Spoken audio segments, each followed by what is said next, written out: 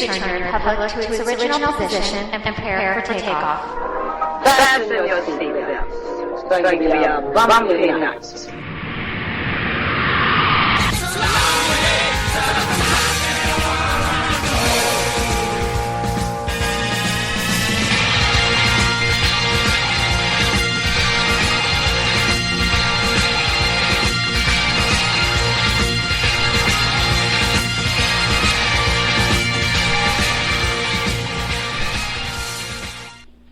Good evening, Patriots. Welcome to Red Nation Rising Radio. We have a special guest host,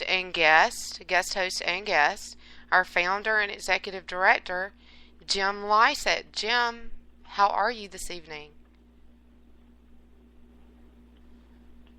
And Jim, tonight, welcome to Red Nation Rising. I'm talking on mute. Jim and I were solving some technical issues. It's really good to have you guys here tonight with our special guest and guest host, our founder and executive director, Jim Lysett. Jim, how are you doing tonight?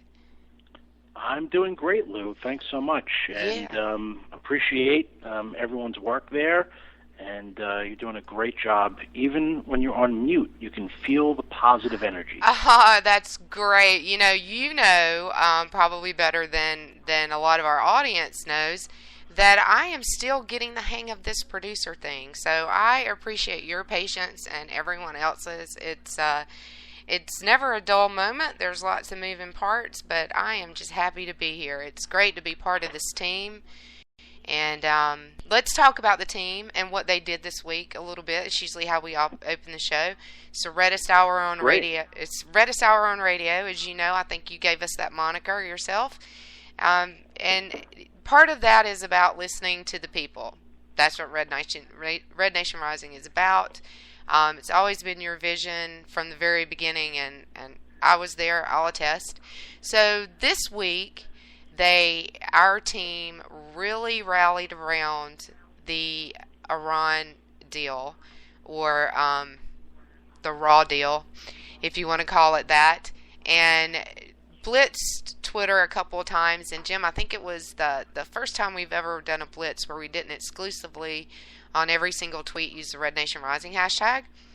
But we were. I think I think that worked out very well, actually. I mean, I myself, put some tweets out there, and I think it's important that we don't. At this point, Red Nation Rising has sort of reached this stage where people know what we're doing, and they know what we're talking about, and it's not necessary to include the Red Nation Rising hashtag in every tweet. It always helps. And, when you do have that hashtag and you're making about 10 million impressions per day, which is just wild. But it was a phenomenal Twitter blitz, and I think everyone really did an incredible job, and we reached a lot of people. Well, yes, absolutely. And I think that, to your point, that is the point, right? And we were able to, we saw the No Iran Deal hashtag trend again during those blitzes, and that really is the important part. We were trying to call attention to an issue, and that was really the important part. We were able to really rally around that No Iran Deal hashtag and get that hashtag a little bit more attention, and it really worked out well, and our team did a phenomenal job, as always. Yeah, and I really think it's important that, as a grassroots movement, none of us have really been trained in social media, and social media is always changing. And I myself, sometimes maybe have used the hashtag a little, too much, but I get great interactions, if I use it. I get great interactions if I don't use it, and we sort of have this, the power of the movement, the wind beneath our wings when we're doing it, especially from the main, state accounts, and certainly from the main Twitter account. And it's just phenomenal. And the creative writing and the effective communication that, just regular Janes and Joes are doing it's astounding. It really is. It's amazing, and the savvy, among some of our team members is just amazing. And when you bring that many people together, and you have all these different skill sets, and everybody's putting in a different level of expertise, we've really been able to make some huge improvements in our efficiency in the way that we work, and bringing new people onto the team and building a larger team and including more of our community, and getting to all those tweets on the hashtag, and being able to show love and support for people that use it by retweeting their tweets. And it's really been a great thing. The team is just phenomenal. We can't say enough about those people and all the people who really kind of support us and come together around that hashtag to talk to one another. Absolutely. Yeah, absolutely. It's pretty amazing. So we really want to call attention to that and the great work that you've done, and the dedication on the team is just amazing. The vision from the that was there from the beginning, it's living out every day, and I see it on Twitter, and it's a wonderful thing. And that we're just going to get stronger, we're just going to get better, and we have people on the ground. We've had a couple of people at some pretty key events and making some key contacts lately too, haven't we? Yeah, that's really the progression of Red Nation Rising. It's probably one of the most exciting things. Certainly, creating a unique hashtag and 3 weeks later seeing it trend Twitter #1 in the world is just really one of those life moments that's just sort of tough to describe. But equally, when I see a picture of Red Nation Rising Tennessee standing next to Donald Trump on ABC's This Week and the CBS Evening News, and I see South Carolina at an event, and Ted Cruz and Donald Trump, and then there's been interactions with Ben Carson and Carly Fiorina, it really is incredible. And we have people at these events. There's a big event coming up next week, Heritage Action. To me, probably the most credible organization doing policy work with their sister organization, Heritage Foundation.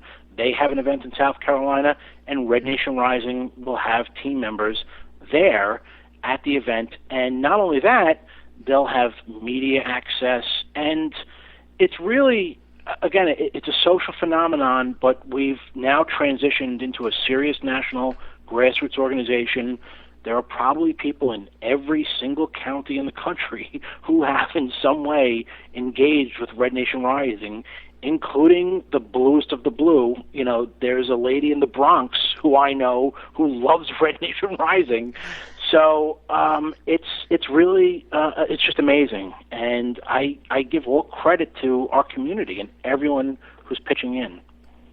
Yeah, absolutely. It's definitely a team effort from the bottom to the top, from the person who is tweeting on the hashtag, whenever it comes to mind, to the managers behind our main account and all of those many people behind our state accounts. It's a huge team effort, and it really shows what conservatives can do when they come together, what people who are constitutionally minded can do when they come together to, really kind of stand up for our country and our values and the values of our Constitution. We can really come together, and there's no reason for us not to. So I think that is probably Red Nation Rising in a nutshell, don't you think?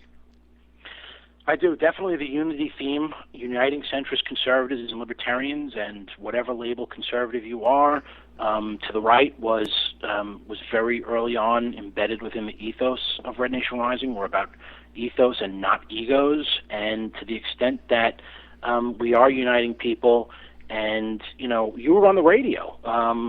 This is, I don't know, media terminology, but I guess this was earned media or something. And, you're in Louisiana on a very popular radio show, which is sandwiched between, I think, Mark Levin and Rush Limbaugh. And you're talking about Red Nation Rising, and they ask a question about, well, are you to the left or the right of the Tea Party? And it's just amazing to be even mentioned in the same vein as the Tea Party. And I think the bigger idea is that the Red Nation Rising tent is sort of the unifying idea. It's the unifying movement. And it's not that we're to the left or the right of anyone necessarily, so much as there's room for us all, and it's by uniting, and that's how we're going to thrive and succeed, and that's how we have done that. And it's very important because there's something I think about the conservative, the characteristics of a conservative, which is to want to compete, to want to be better than the next guy or gal. It's just it's within our DNA, and I get that. I understand it. That's probably why Red Nation Rising was created, to be quite frank, because maybe some of the things other groups weren't necessarily reaching others.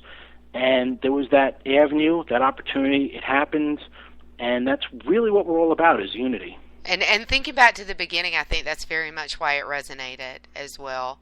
And speaking of unity and conservatism and things like that, we're going to go into a break, and we're going to come out, and you've got some good stories to tell us, not just about Red Nation Rising, but I think it probably has to do with maybe the roots of why Red Nation Rising came about, your personal story and things that have happened to you probably played into it a little bit, not to psychoanalyze or anything like that. But first, we're going to have a little fun before we come back and do the serious discussion. So listen up to Mr. Boehner, and then something funny from his primary challenger, and then we'll go into break, and we will be back in about 3.5 minutes. I spent my whole life chasing the American dream, providing for the safety and security of the American people. Making sure. This covenant makes us serve in prosperity. Ladies and gentlemen, let me tell you, I put myself through school.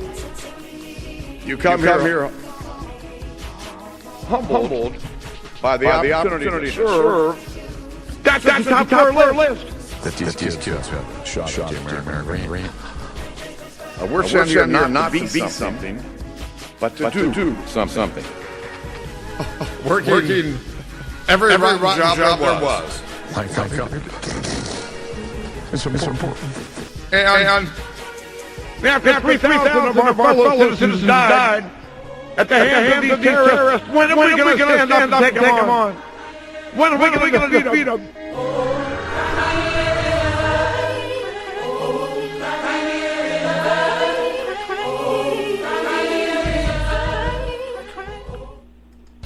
You make a great team. It's been that way since the day you met. But your erectile dysfunction? It could be a question of blood flow. Sometimes when a politician has been in D.C. too long, it goes to his head, and he just can't seem to get the job done. Used on a daily basis, Winter Egg in Congress will help you every time a moment is right. To have your voice heard at the federal level. When using Winter Egg, it's important to note that the borders will be secured. Second Amendment rights protected. Obamacare and Planned Parenthood will be defunded. And common sense will be used in solving the nation's problems. Other signs of erectile dysfunction may include extreme skin discoloration, the inability to punch oneself out of a wet paper bag, or maintain a spine in the face of liberal opposition. Amore, the Gramina Verde. Smoking. And golf. If you have a Boehner lasting longer than 23 years, seek immediate medical attention. Winter Egg, because Boehner shouldn't count his chickens before they hatch. It's Boehner.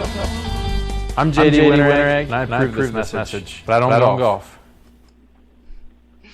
And we're back. I'm sorry. I had to have a little bit of fun with you guys coming into what's going to be probably a little bit of a serious discussion. It is September 10th, and tomorrow is September 11th.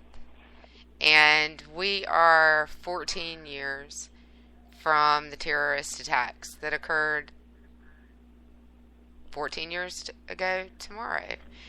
And Jim was in New York at the time, and working around the financial industry, and he has some stories that I really wanted him to tell on air.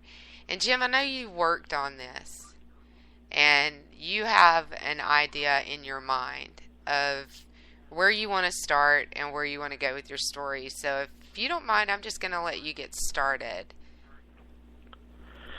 Great, thanks, Lou. And I should note, I actually did spend a lot of time preparing some written materials so I could review while I talked about this, and they're probably going to go right out the window. So I am a New Yorker, and I just want to first take this opportunity. A lot of people are hearing my voice for the first time, and it's great. I can't wait to hear their voices, and I think we're going to get there, hopefully sooner rather than later, and extend our digital relationships back to that sort of boots on the ground and events type stuff, and we're going to get there. But I am from New York, and my wife and I, we relocated about 5 years ago to the Midwest, where we're very happy in the Midwest. In many ways, we saw the writing on the wall with how New York was trending, and we're really quite happy to be out of there. But as a lifelong New Yorker, I have a lot of stories. I'm a social dude. I know people. I wasn't necessarily always a social dude, but sometime in my 20s, I sort of branched out and became a social dude. And as a consequence, being born and raised in New York and knowing people from really randomly all walks of life, I mean, I've got a lot of relationships on a lot of different levels with a lot of people who are affected by September 11th. The first one, let me just start by just sort of thinking about all of the victims of September 11th. It's terrible what's happened. I can't believe that it's 14 years ago. I look, at the calendar and I think, well, 14 years ago today, at this exact time, my wife, who was my girlfriend at the time, we were basically preparing chicken wings and drinking a couple beers because there was a Monday night football game on. The Giants, the New York Football Giants, were about to play the Denver Broncos. And we, were all set, and we were in our late 20s. We were, quasi living together. And I, at the time, was going to law school at St. John's, and I had an apartment in Queens, which had a view of the World Trade Center. But before I actually talk about the events of that day, which are emotional enough, I'd like to sort of give some precursor, some backstory a little bit to just sort of how important the World Trade Center was in my life and probably the life of many people, certainly in the metropolitan area.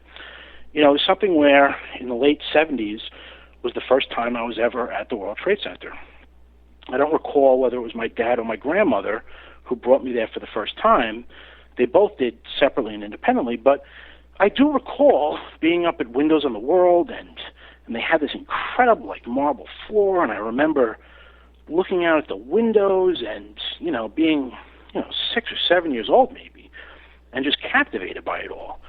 And as I was sort of preparing for tonight, you reflect a little bit back and you think, the world's your oyster, or look at what man can achieve, and then you look at things subsequent to September 11th, and you get a little upset. But anyway. Well, I can relate to that. That was my route into the city from New Jersey, and you know that my husband's family is from New Jersey, and that was my route into the city. So when I hit the street and I looked up and I saw those two big towers, I knew I was in New York City, and that's always how I knew I was in New York City. So I can relate to that a little bit. And you could see them everywhere. And so, there was this period of time where, you're going to school, and maybe you're not in Manhattan every day, obviously, because you're going to schools, and I went to schools out in Long Island, but I had family in the city. And, sometime, maybe I was 19 years old, I remember, and again, reflecting on tonight, I remember there was the welcome home parade for the vets after Desert Storm. And, Storm and Norman was marching up Broadway, and, it was a parade to honor the vets. The Vietnam vets didn't get that recognition, and New York really did, and certainly the surrounding areas, came out to support them. And me and my buddy Joey jumped on the Long Island Railroad. You don't know the subway when you're sort of a Long Island kid, and we eventually find our way, but we get down to the World Trade Center. And, we find an Irish bar, and we go to the parade, and, big shots, 19-year-old kids from Long Island were buying guys in the Navy and, shots and beers, and it was just this this parade, and we were just so happy to honor them. I'll never forget being overserved and walking out of like this divey little Irish bar around the corner from the World Trade Center, walking out on the plaza, and like looking up at 110 stories with a little bit of a buzz on, and it was like tough to keep your balance. And in fact, some people with us would like teeter over because they were so big and they were so prominent. And when you talk about the view and you think about how they were sort of always there, and this is sort of an aside, but many New Yorkers always viewed the Empire State Building as the best building in New York. The World Trade Center was always second fiddle to real New Yorkers. It wasn't until after they were gone that people really appreciated them. And I've had many discussions with a lot of people about this, but the Empire State Building was always number one. But so anyway, you'd have these conversations with friends in college, and what was the best view of the World Trade Center? Was it on the BQE heading from Queens to Brooklyn? Was it heading up the Gowanus and it just sort of magically appeared as you were coming up the hill? Was it coming down the West Side Highway? And it was just sort of everywhere. So before September 11th, the Trade Center was a very prominent part in our lives, and after it was gone, it was like losing a limb. And I don't know if people can really sort of understand the gravitas there, but you couldn't be on a road somewhere and not just sort of stare into this abyss and think, what happened? Where is that? Yeah, you could see it from everywhere. It was the landmark at the tip of the island. You could see it from New Jersey. You could see it from every borough of New York. You could see it from everywhere. And there was a big hole in the sky when it was gone. And I think that knowing the reason that it was gone, it made it that much more poignant and that much more painful that it was gone. Do you think that's true? Absolutely. You just couldn't escape it.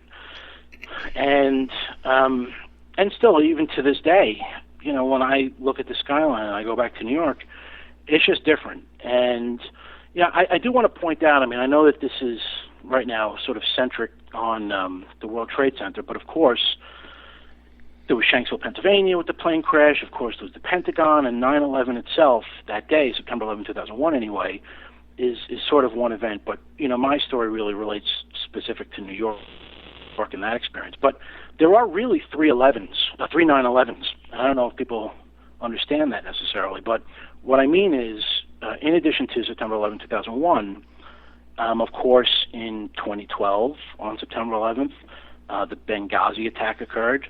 And then some people might forget that in 2004, on September 11th, Al-Qaeda attacked our air base in Iraq, severely wounding Senior Airman Brian Colfage, and he lost 3 limbs and is the most severely wounded airman to ever survive. And I don't know if it's just sort of about that date, but it's an emotional period, I think, for America and for everyone. And whether you have the acquaintances or friends or family or 6-degree relationships maybe that I have, it doesn't really matter because, everyone really does have their 9/11 story. So leading up to September 11th, I after sort of the college years, I had an apartment. I was working in finance, and I was living about 600 feet from the World Trade Center in Battery Park City, 280 Rector Place. And my apartment was on the 3rd floor, and it faced the World Trade Center. And every night when I went to bed, I could see the World Trade Center. I had to lower the blinds. The ember from the light was so bright that I could actually sit on my couch and read a book without having my own lights on. It was remarkable. It was really beautiful. The ambiance set by the lights also provided a nice romantic hue, and that's the first place that I made a move on my now wife, girlfriend at the time, was in that apartment. And the Trade Center itself was really central to our relationship. And so my wife worked in the World Trade Center, and she was 15 minutes late for work on September 11th, 2001. Before then, prior to September 11th, both of us had opportunities to accept jobs, and we made life choices that, had we made a different decision, neither of us would be here right now. Before I went to law school, was going through somewhat of an existential thing, and I was not sure I wanted to stay in finance or should I go to law school. And I have a cousin, Peter, who died on September 11th. He worked for Cantor Fitzgerald, and Peter was a great guy. Just a wonderful guy, family guy. He had 2 kids and a wife, living a storybook in, I think it's Red Lawn, New Jersey, or Red Bank.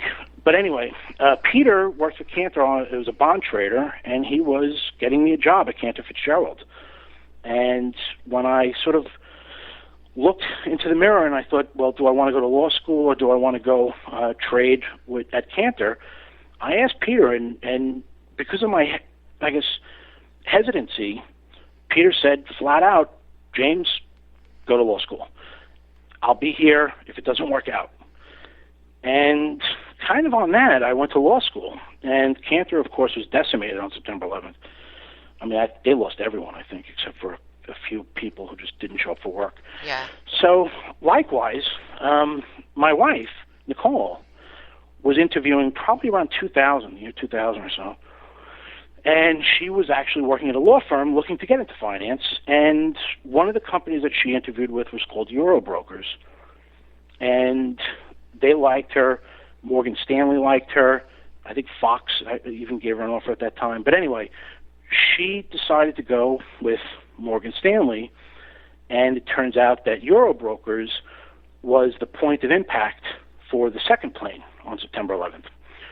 So her office was located 20 floors below that on the 65th floor on September 11th. And again, she was late for work, and I'll get a little bit more into that and the sort of craziness around that story. But so both of us, you think back on choices and, what move you're going to make or where you're going to go or what you're going to do when you're in your 20s, and you think about all these things.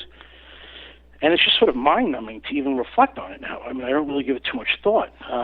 But there were a lot of people who also, made choices, the right choices, and they could do nothing, and they were killed in an act of war against our country and designed to kill innocents. In war, we don't even kill innocents. We try to avoid that. And they're intending to kill innocents.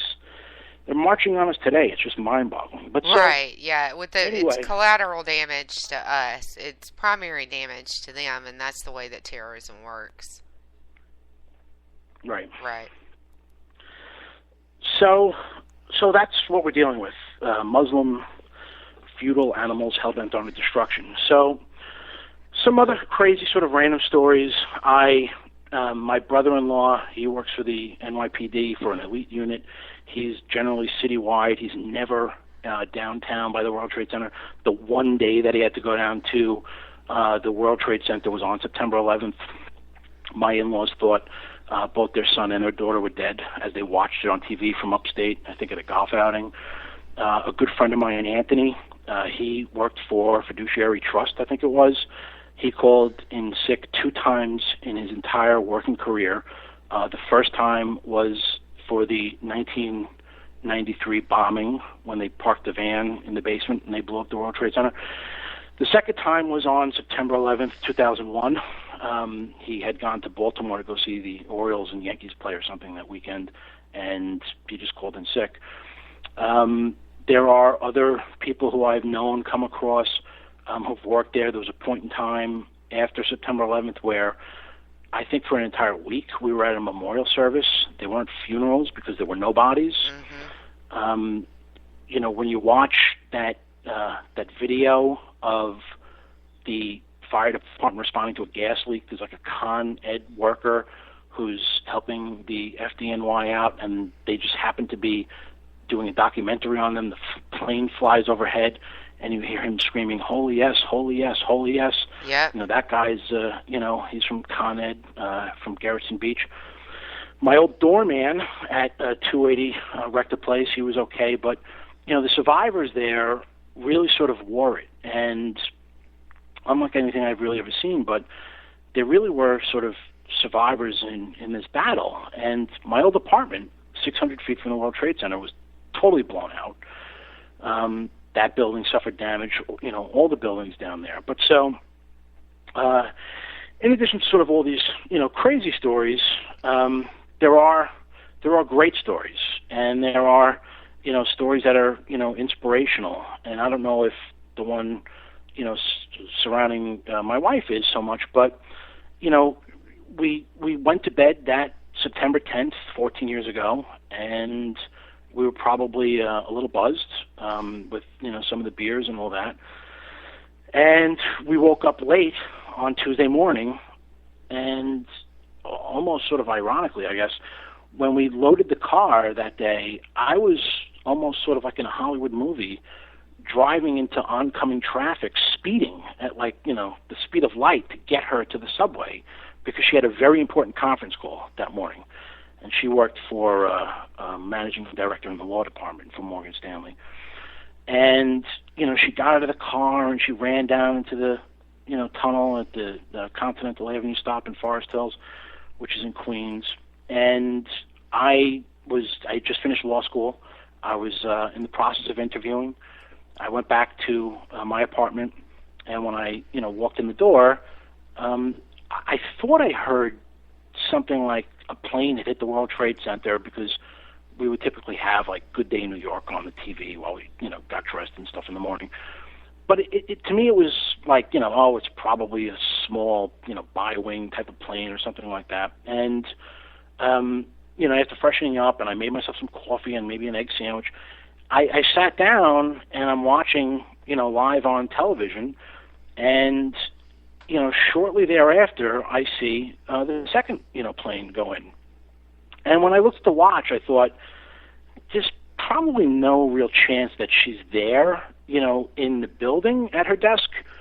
But I figured that it was a distinct possibility that she could be in the plaza, depending on how things were going. Certainly if there's an incident somewhere, they reroute things or they make people take different exits. And that was sort of like a real concern that, okay, now, certainly when I saw the second plane hit, I knew immediately, well, we're under attack, we're at war. And, right. And you start to think, is this building safe? I'm living in Queens, it's sort of a high rise, am I okay here? You don't know where to go, you don't know what to do. And you also you've got this compulsion. You want to go run, you want to go help, you want to find her and other people. But so there was that really strange sort of period immediately afterwards where you just knew this was serious. You knew more was coming. I knew immediately. I figured out immediately who it was. There's a reason for that, but I'm not going to really get into that right now. Yeah. But anyway, well, it was the first words out of my mouth. I was at work, and a guy had his radio on, and he turned around and said, "A plane hit the Trade Center." And I said, and I had just graduated from college, and I majored in international relations. And I turned around and looked at him and said, Osama bin Laden. And everybody that was working with me looked at me like I was crazy, what are you talking about? But, so go ahead, sorry. No, go ahead, please. No, yeah, they just all thought I was crazy, and half of them didn't know who I was talking about, but I was pretty sure I was right. Where were you working? I was working in the call center at art.com. Oh, wow. Yeah, exactly. It was a very short transitional job into their wholesale digital marketing, but so yeah, my coworkers were like, "What does this girl this marketing person know about Osama bin Laden, and who the heck is that anyway?" So it's pretty funny. Yeah, there's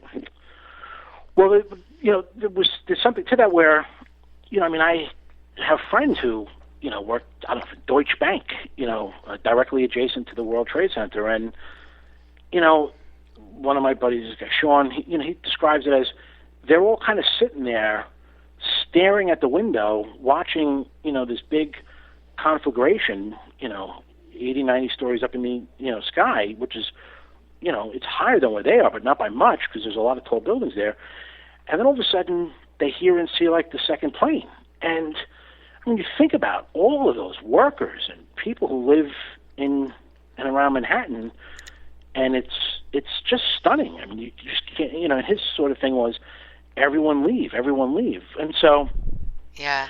So, and the point of it, that was the point of it. Like, you just encapsulated a terrorist's goal is to scare the heck out of as many people as they can, and that was probably the ultimate prize for them. Well, obviously, because they tried for over a decade to bring those buildings down, and so that was their ultimate prize. And someone posted in the chat room just a few minutes ago the picture of them raising the firemen raising the flag at Ground Zero, and with the overlay, "We will never forget." And that's why we're here, and that's why you're telling your story, not just so our team understands you, but also to remind people of how we felt that day, and that we can't ever forget this happened, especially with what's going on in the world. So I'm going to give you a quick break, because this is a lot of really gut-wrenching stories for you to tell, and we're just going to take a 2-minute break real quick, and we will be right back. And you're going to tell the story about Nicole when we come back, right? Yes, great. Okay, all right, so we'll be right back.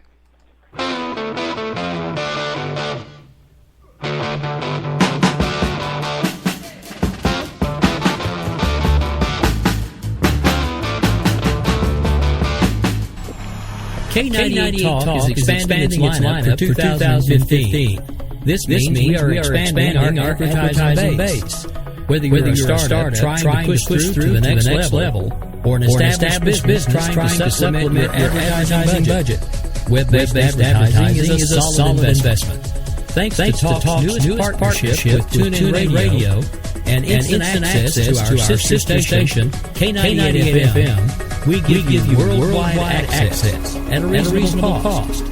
Interested parties should email us at sales@k90fm.com.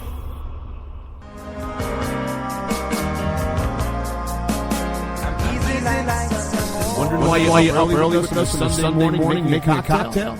News we got you drinking? Hung over from the mainstream media by Sunday? We are. We got you covered. We sure do. We got your hangover cure for the weekly news blues. So sit back, top off your mimosa, and add some Bailey's to that coffee. Take a match to your copy of the New York Times. Light, funny, and oh yeah, news with booze. And a lot of laughter. Welcome, Bloody Marys and Broadsheets.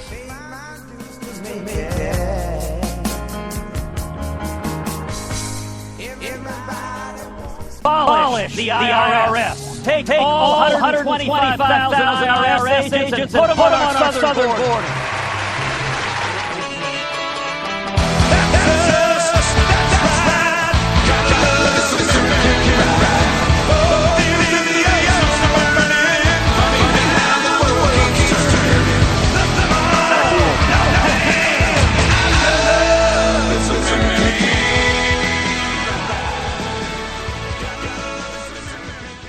And we're back. Just gonna give Jim a couple minutes to catch his breath.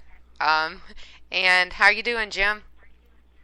I'm doing okay. Okay, good. That was a much needed break.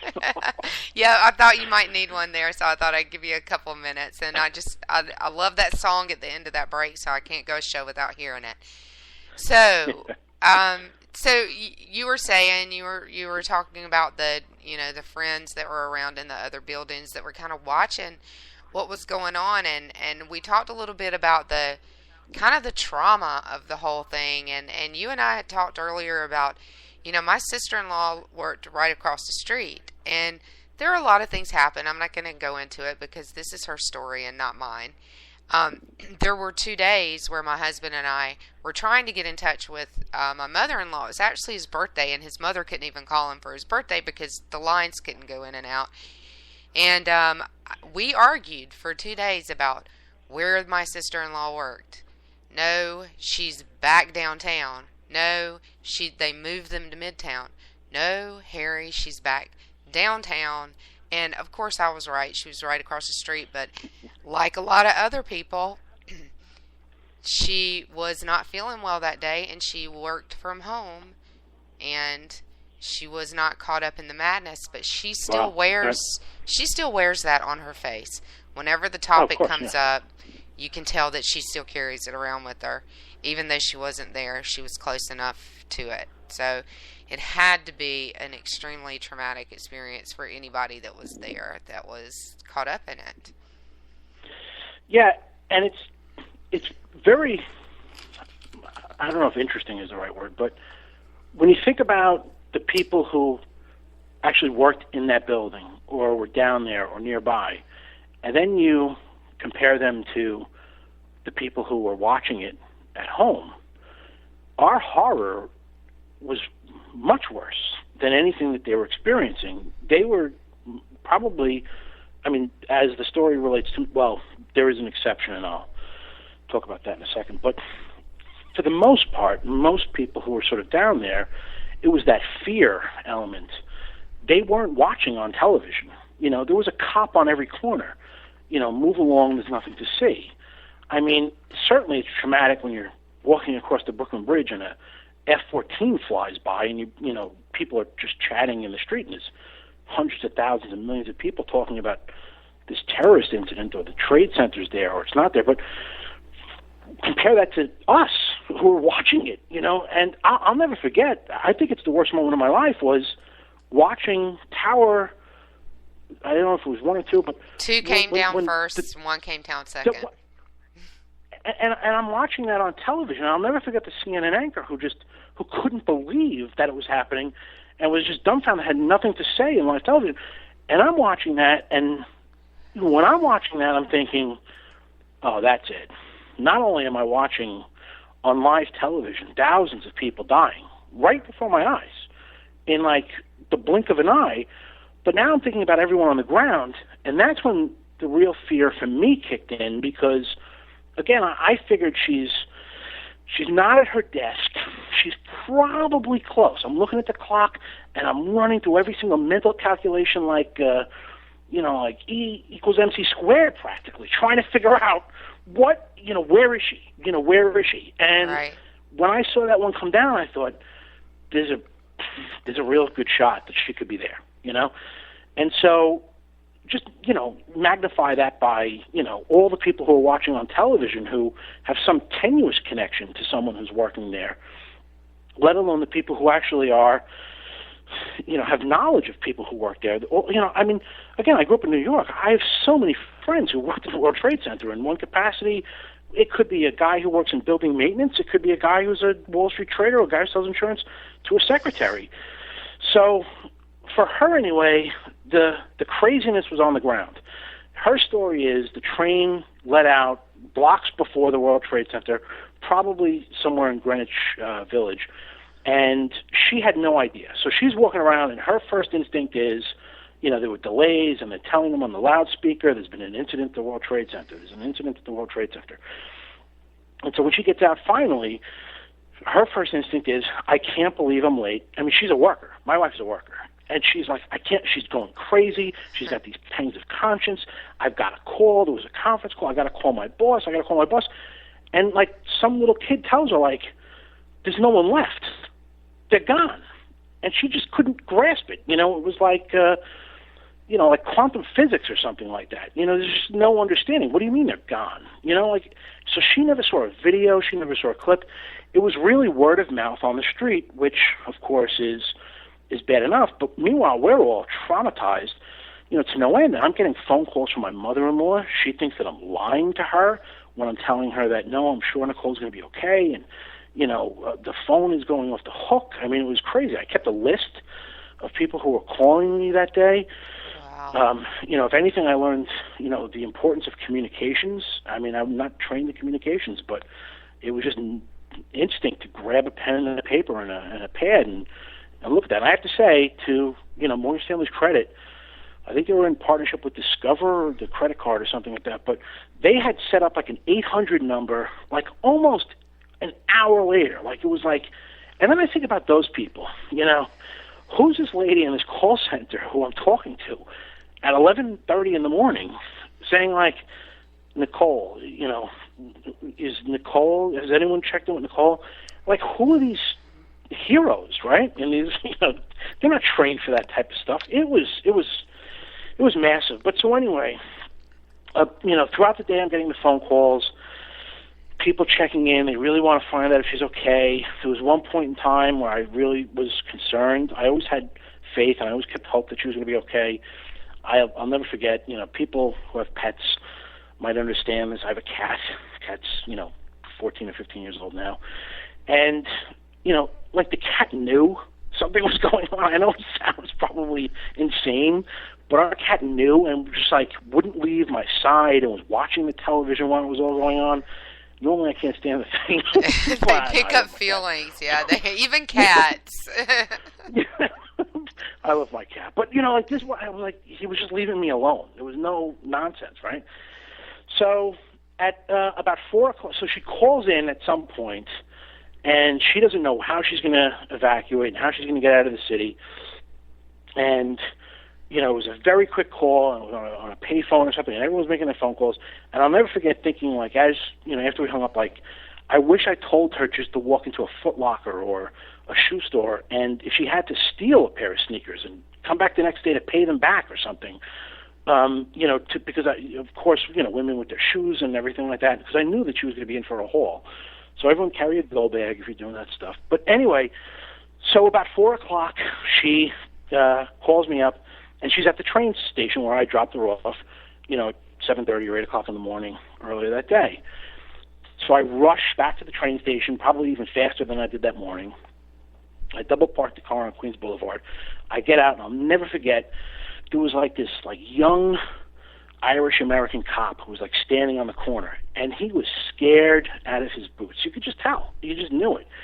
But he was trying to keep calm, trying to keep order. I grabbed her. She wanted to know what was going on. It was really hard to explain. It was hard to even, get a concept of it.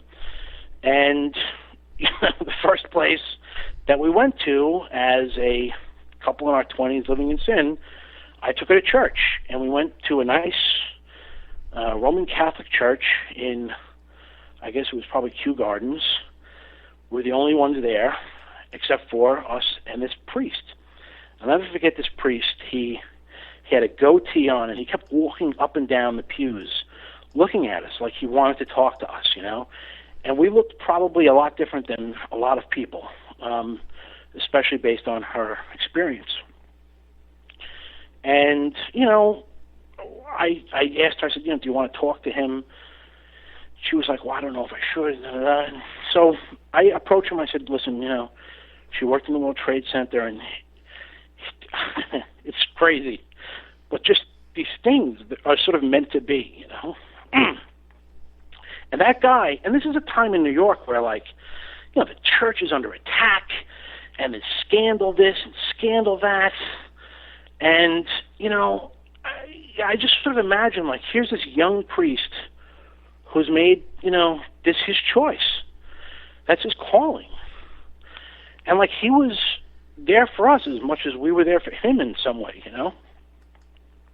Yeah. Well, so anyway, that night, after we left him, and he was wonderful. After we left him, we went, and the only family that she really had was an aunt and uncle in Whitestone, Queens, because her parents were upstate. They were far away, and there was no getting into New York. We were the only car on the road. I mean, New York was shut down. And we go, and we spent a lot of time with them. It was very good, important quality time. And then, the next day, as you're dealing with sort of the aftermath and looking at it, I mean, she couldn't believe what she was watching on television. We'd seen it 1,000 times all day long. I mean, you think about it, and her first viewing is probably, I don't know, 9 or 10 o'clock at night with, some rum and cokes to sedate her, and it's just shocking. And she just, she still is suffering, of course. But so in the aftermath, we learned, we had my cousin passed away. Right. We figured that out. We had, sort of, all the memorials. And, I mean, I wish I had something profound to say. or some like piece of advice, but just to kind of circle back to, I guess, how this experience, and there's a lot of different streams that I could go down and tell even more stories that are just almost sublime.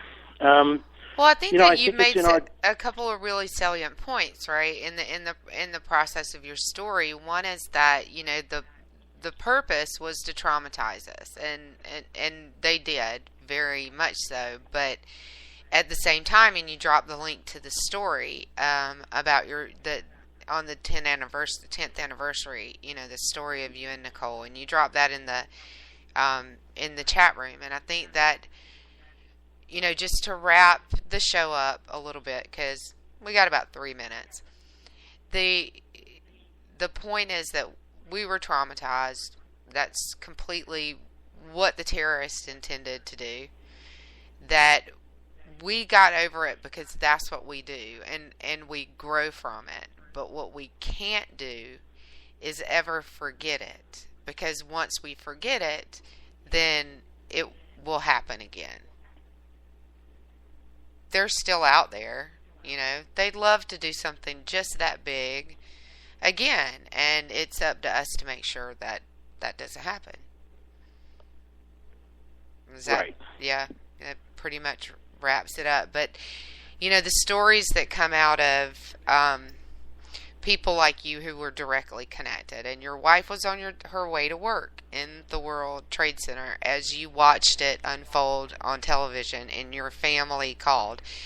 That's a micro picture of what happened to the country, and I've said this on Twitter in the past week.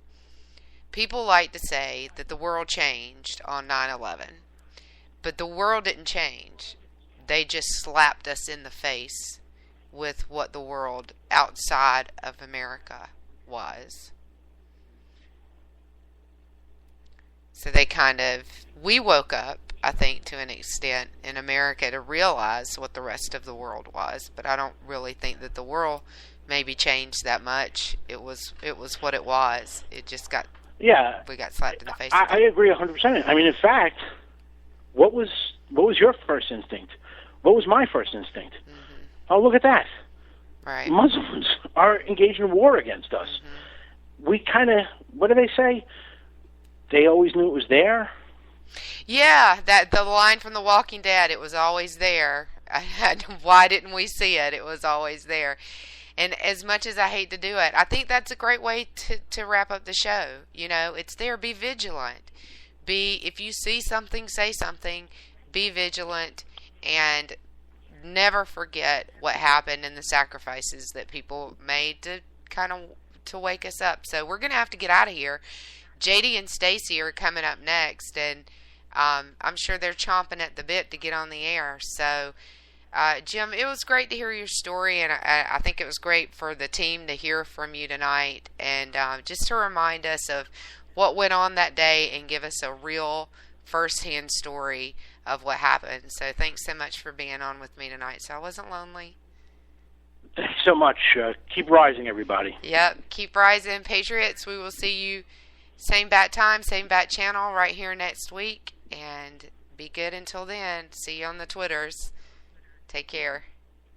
When our water heater broke down last month, it was a nightmare. It took 5 hours for the plumber to show up. And he charged us a couple of $100 just to come out. And then it cost him another $1,800 to put in the new water heater. By the time it was all said and done, I felt like I'd been taken. But what else could I do? The smartest thing you can do is get a home warranty from American Residential Warranty. Their home warranties pay to repair or replace all your major appliances when they break. And they will break. And at the worst possible time. Call American Residential Warranty right now for free information on home warranties starting at just pennies a day. Don't wait for your refrigerator to stop running or your ceiling fans to stop turning. Call American Residential Warranty right now. Ask how you can save up to 50% on washer and dryer coverage. Just call 1-800-513-6154. That's 1-800-513-6154. Again, 1-800-513-6154. Call now.